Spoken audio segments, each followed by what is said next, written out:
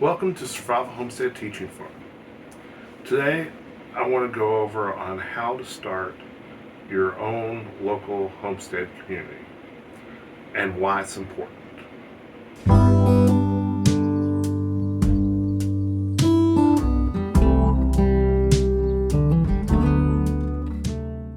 Today I want to discuss on the importance of creating your own local homestead community and how to start it and get it going.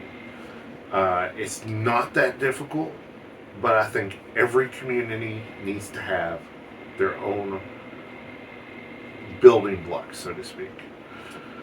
For us, we actually have started one last year and is continuing to grow. This year we expect it to be even bigger and better and to cover even more classes and learn different techniques and different skills for homesteading and prepping. How we sort of came about it was, and again, our thought process before we started this was, well, it's got to be difficult. It's got to be hard to do because no one else, to our knowledge, had one in our community. And we went to a homestead festival that we sat down through a class and they were discussing basically what I'm going to be discussing with you on starting your own community and the importance of it. One of the biggest factors that really led us to this was that we realized that we don't know everything. It will be impossible for us to know everything. You know, we know a little bit here and a little bit there. We're no major experts on every field of homesteading. Anyone that says they are, avoid, because they're not telling you the truth. You might know a little bit of knowledge here and a little bit of knowledge there, but it is impossible for any one person to know everything about everything related to homesteading or prepping. And that's where building your local community is really important, because I might be good at electricity or handling cows or goats, but I might know nothing about pigs, gardening, or building things from hand. Whereas my neighbor or some fellow homesteader that's maybe 3 blocks or 4 blocks away might know those skills and be lacking in the skills that I'm very proficient at. So we sort of took it as how the Amish handles things, and they work together. I know, an amazing concept, right? Because nowadays a lot of people are like, I don't want to be a team player, I don't want to work, or so forth. When you look at the Amish, if one of their barns burned down or they need to build something, they come together as a group. And being able to come together and have multiple hands and multiple sets of knowledge means that that project or that issue could be solved quicker and more efficient than if I was handling it by myself or that person was handling it by themselves. So having that strong community that is local to where you live and not just a YouTube or people that live hours away or people that you'll never meet, you know, those aren't your community. Those are knowledge sources potentially, but they're not going to be there to help you hands on every day or potentially when you really need it. So having that community and building those bonds is vital for any SHTF scenario, or just growing and helping each other grow and thrive instead of just survive. So we started out of thinking, oh goodness, no one would want to be part of our homestead community. But my wife, who is much more tech savvy when it comes to social media than I am, she got on Facebook and she basically sent out a message on other Facebook local our county Facebook pages and just asked anyone interested in joining the homestead community, and the response was surprisingly, like, there were, I think, probably a couple hundred people within the first couple of weeks of seeing that post were like, yeah, we would like to be involved in that.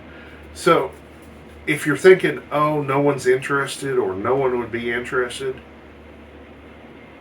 you will be surprised if you just put that information and ask out there.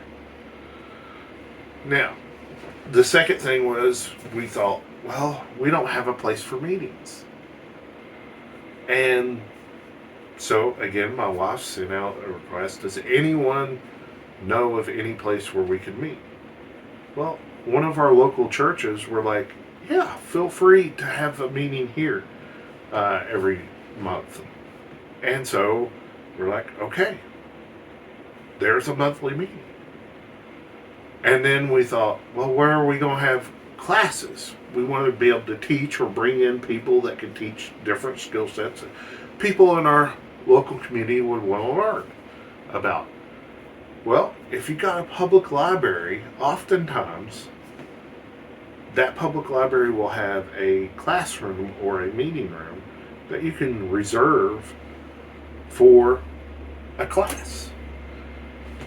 Or maybe a local church might offer up a once a month a classroom, or their facilities for having a class that's homestead related. And then we started thinking, well, okay, we got that off, and we got that checked off. Well, who's going to teach?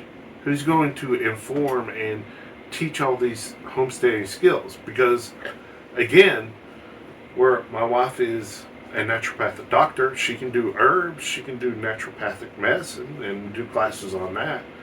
But we're not experts on solar electricity or beekeeping or these other things that are homestead related.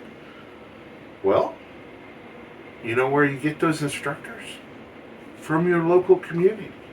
You ask those people that are in your group, what are you good at? What are you proficient at? What would you like to learn? And you'd be surprised to find out how many people want to share that knowledge and want to learn other knowledge. And the best type of skills that you can learn are those from your local community. Because if I'm learning survival skills from someone in Ethiopia, they're not familiar with my climate or my local area, my growing zone, what can be grown here, what animals are good here. Whereas someone that has lived in your community for 60, 70 years, generation over generation, they know this information. And they're going to be the best source of local information to help your homestead thrive and survive. Not only that, it opens up bartering. Hey, you're a hay baler? Well, I've got this extra pig that I've raised. If you give me so many bales of hay, you can have this pig to butcher. It's a great way to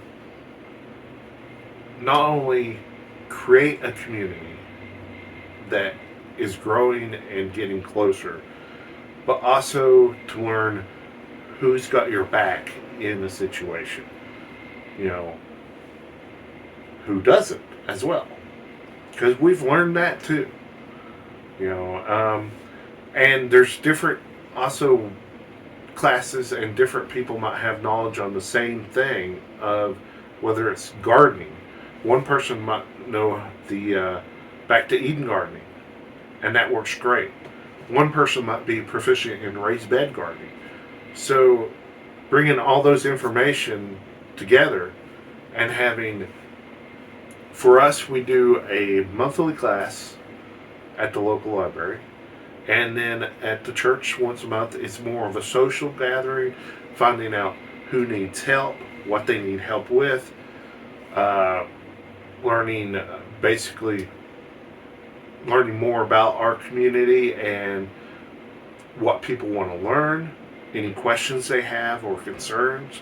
So we have normally two meetings a month. One's that's a class that's being taught, and one that's more social and learning and growing the community. You can do yours different, a setup, but I encourage you, if your community doesn't have a homestead community already built in, start one.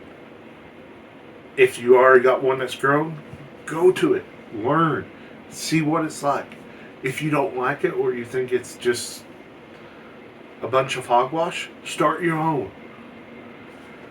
You know, um, it can be intimidating, but it's really not as intimidating as you might think it is.